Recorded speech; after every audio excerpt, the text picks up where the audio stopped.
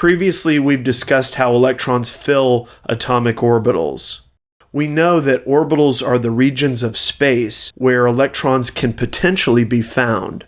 Since an electron can, in theory, occupy all space, it's impossible to draw an orbital.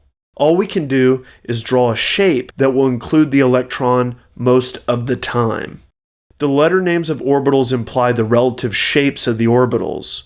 For example, s orbitals represent a spherical shape around the nucleus of an atom, almost like the shape of a ball with the nucleus at its center.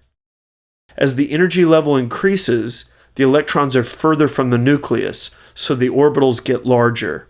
For example, 1s is smaller than 2s, and 2s is smaller than 3s, and so on.